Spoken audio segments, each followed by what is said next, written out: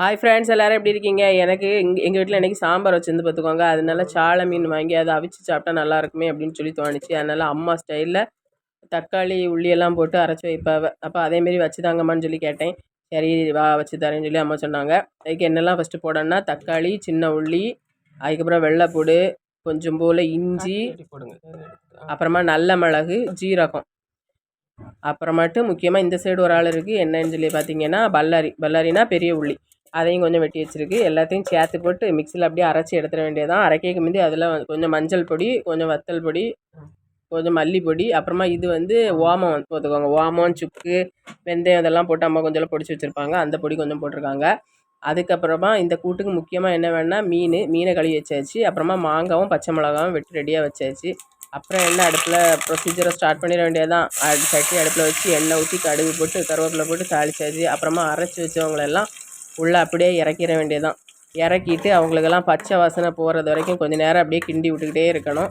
நிறைய பேர் தாளிக்க நல்லெண்ணெய்லாம் ஊற்றுவாங்க. நாங்கள் பாமாயில் தான் வழக்கம் போல். அதுக்கப்புறம் முக்கியமாக மிக்ஸியை கழுவி தண்ணியை உள்ளே ஊற்றியாச்சு.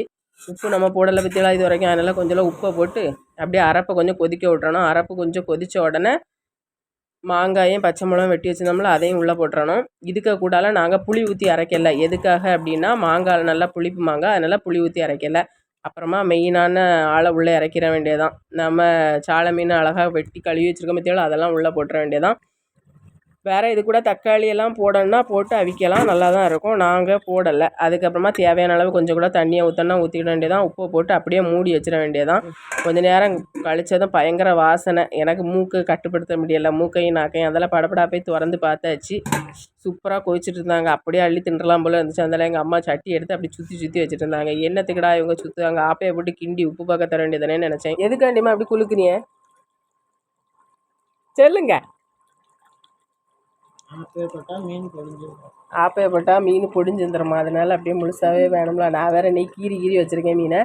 வழக்கமாக எப்படி அவிக்கும் போது கீற மாட்டேன்.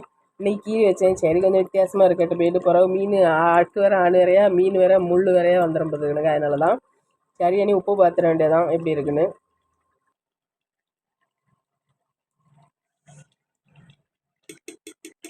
உப்பும் புளிப்பும் வரைப்பும் சூப்பராக நச்சுன்னு இருக்குது.